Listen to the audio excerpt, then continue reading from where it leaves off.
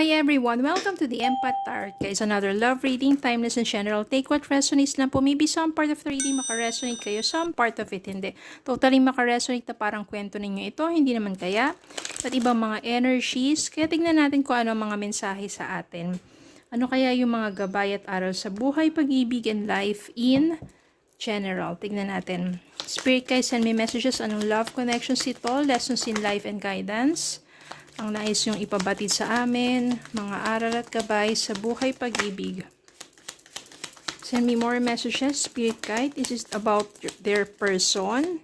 New love kaya ito? Ano kayang love connections ito? Ano kayang mga mensahe? Mga aral at gabay? Sige, tingnan po muna natin itong mga to.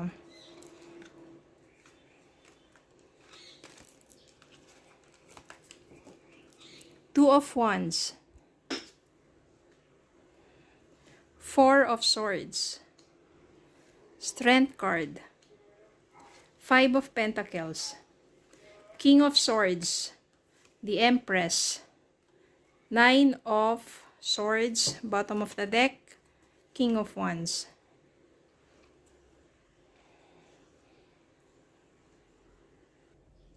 Parang ang hirap ng kalagayan mo dito, that I can sense here that you are between two men. Kaya gulong-gulo yung isipan mo.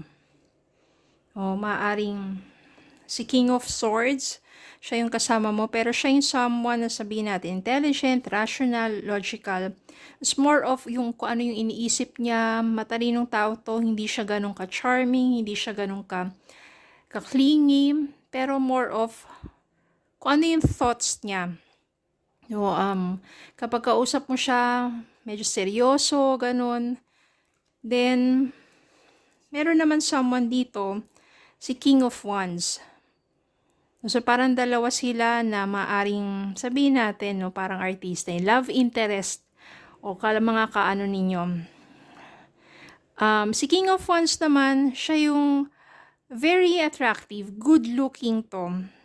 So, very friendly, attractive, passionate. Yan. Na kapag kasama mo to, mas parang mas masaya ka. I can sense here na eto si King of Swords ang talagang karelasyon mo. Okay? Ngayon, eto yung naggumugulo sa isipan mo, si King of Wands. May mga times dito that you are stressed, no? Parang may mga times dito na hindi ka masaya sa relasyon ninyo ni King of Swords. Kasi parang, boring, ganun. No, gusto mo ng someone na parang kapag kausap mo, masaya. Napaka-feel good yung vibes, ganun. Kaso lang, anong bang gagawin mo, 'di ba? Kaya nalilito ka. Kung anong gagawin mo. No, ayaw mo naman na parang saktan to. Ayaw mo rin naman to na parang baliwalain. Kasi masaya ka dito eh. Naiipit ka ngayon.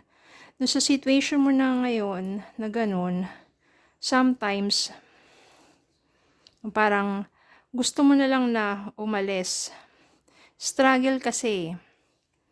Parang mind over your heart, over your feelings, 'di ba? Ano ba mas matimbang? Puso o isipan? Ano ba susundin mo?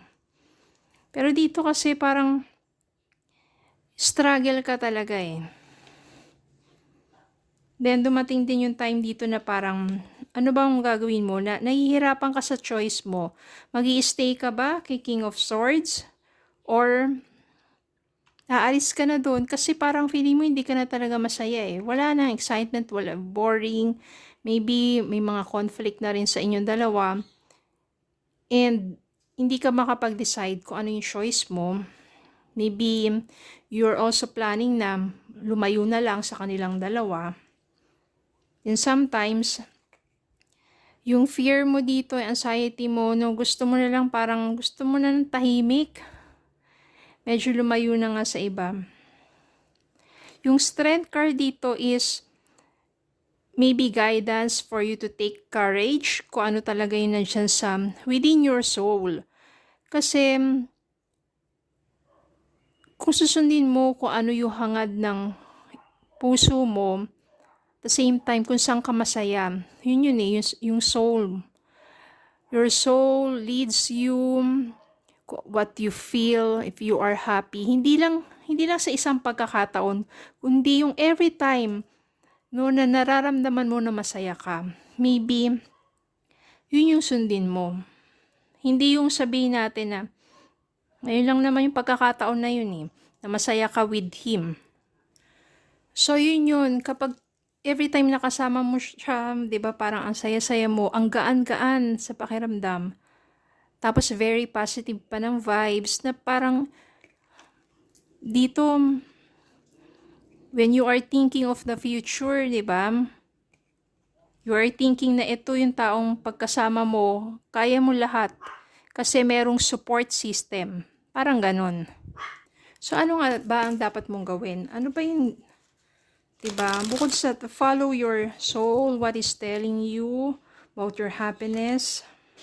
Knight of Pentacles. The World. The World and Two of Swords. So ito talaga bukod dito sa you are planning for something, is still undecided, napakahirap sa'yo mamili. Napakahirap sa'yo mag-decide kung sino sa kanila. Kasi nagtatalo ang puso at isipan mo eh. Sa isip mo siya, pero dito sa puso mo, dito mo nafe-feel yung saya. Maligaya ka, you feel yung light-hearted, no? Ngayon, ito yung maaring guidance. Knight of Pentacles. Sino man sa kanilang dalawa ang makakapag-offer sa'yo ng, sabihin natin, yung more stable na relationship. No, sabihin natin stable, hindi naman mawawala yung mga challenges dyan, mga trials, mga pagsubok na dumadaan sa isang relasyon. Pero, saan yung mas stable? Yung mas secured? Yung hindi mo na-feel na iniiwan ka, hindi mo na-feel na nag-iisa ka, hindi mo na-feel na parang kakaiba ka, yung parang walang sense of belongingness, ganon. Yun ang magtatagumpay. Ibig sabihin, meron talaga masasaktan. Siya, alin man sa kanila. Kasi if you need to decide if you need to choose, meron talagang isang masasaktan. At mahirap talaga para sa'yo yan. Pero kung sino sa kanila, yung feeling mo you are secured, you are stable, diba? You are happy. Kung sino sa kanila yung naiisip mo na parang pagmulat mo sa bawat siya yung gusto mong makasama. And also ask guidance.